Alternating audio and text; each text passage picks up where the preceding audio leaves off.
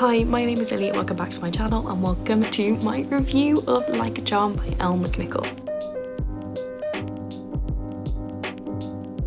For some reason the lighting is making it look like I've got a black eye, but I don't. I just can't seem to fix it. Let's just ignore that. So, as I said in the intro, I am here to review Like a Charm by Elle McNicoll. This came out last Thursday, so you can go and get it now. It's in Waterstones and all other good shops. I believe Waterstones has signed stock, or last time I checked it did, so definitely go check that out. Hello Mikey. So this is Elle McNicoll's third book and it is great, guys. I gave it 5 stars. This is my favourite Elle McNicoll book so far. I don't understand how she gets better and better with each book, but she does, and we love her for it. So Like a Charm is set in Edinburgh. It follows our main character Ramia Knox, who is a 12-year-old girl who has dyspraxia.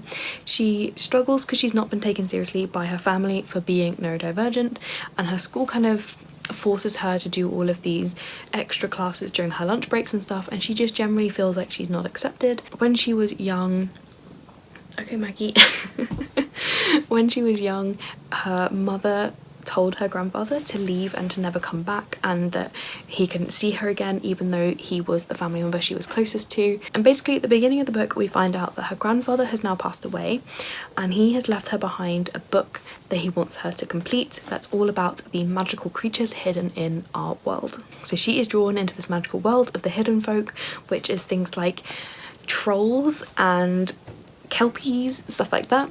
Basically she has been given the task to find out what's going on with them and also to try and document what all of them are like, but she has been given 3 words of warning from her grandfather, which is beware the sirens. Sorry if the camera shakes a little bit, Maggie is trying to like nudge them, but we're gonna keep going.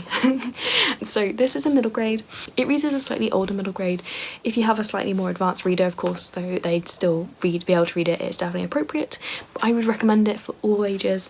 Elle McNicoll's books read really well for all ages, I would always say. So this isn't quite magical realism or urban fantasy, and it's not quite pure fantasy, it's sort of a blend of all of them. And because it's set in Edinburgh, it has a lovely historical backdrop that I really enjoy. So as per usual, I'm going to try and follow the core pile order of reviewing things because I find that most helpful to the structure. This was created by G from Book Roast if you want to go check out her core pile review tracker spreadsheets that she makes, but I will go through it one by one. So we're going to start with character, which is the C, and I loved Ramia. She is so sassy and so strong and independent and just really herself in a way that I really loved, and very much stands up for herself all the time. And I like how she's already very confident that the way her school treats her is not okay. It's not something she learns in the books, it's something she already knows, and I love that for her. I love how she is just so smart and so creative, and oh, I could read about her all day. There is going to be a second book. This has got a sequel coming and I cannot wait to spend more time with her.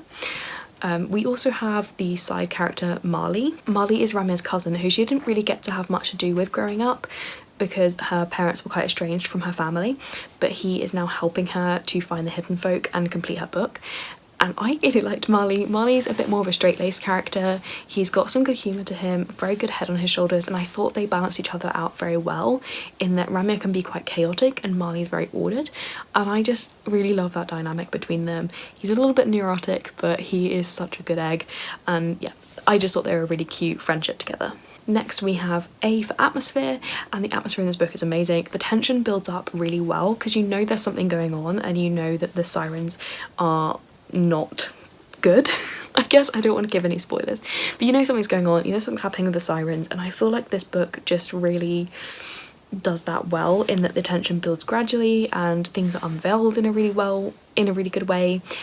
And I feel like there is that constant ominous undertone, but you still have some fun moments.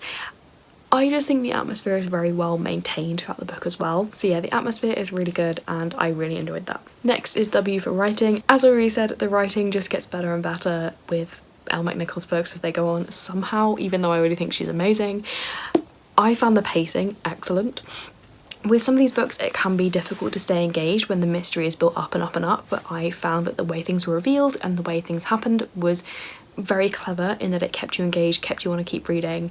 Every time I finished a chapter I was like, oh, I could read another one, just another quick one, and I did kind of binge read this at the end.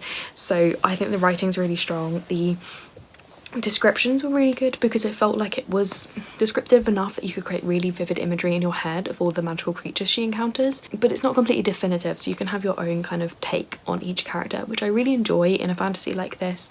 It's not super descriptive to the fact that you can imagine them exactly the same as everyone else. It allows a bit more reader interpretation, which is really great.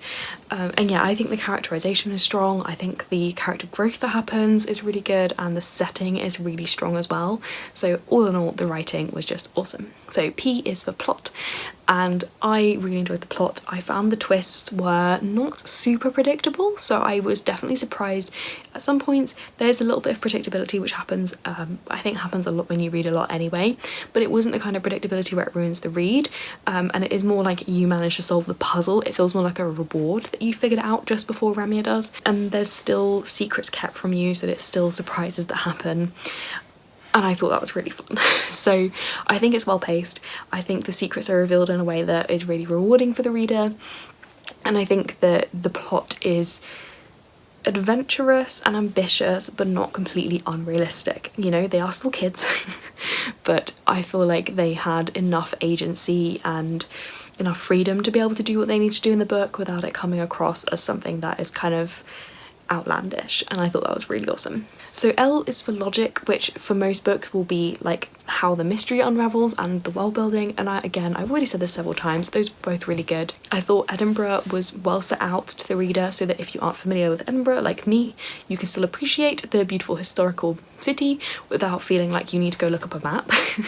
And I also felt like the way that the magical creatures were and the magic itself was integrated was really well done. I just realised I missed that I for intrigue, but I feel like I've kind of mentioned this enough now that it was really intriguing. I couldn't stop reading and I just needed to know what was going to happen next, and I thought that the way the secrets and the twists were revealed was really well done, and they were nicely spread out so that you weren't waiting all the way until the end for the big reveal, so you weren't bored, but you weren't given too much at the beginning so that you could figure it all out straight away. And finally we have E for enjoyment, and I gave it 5 stars, so it gets a full marks for enjoyment.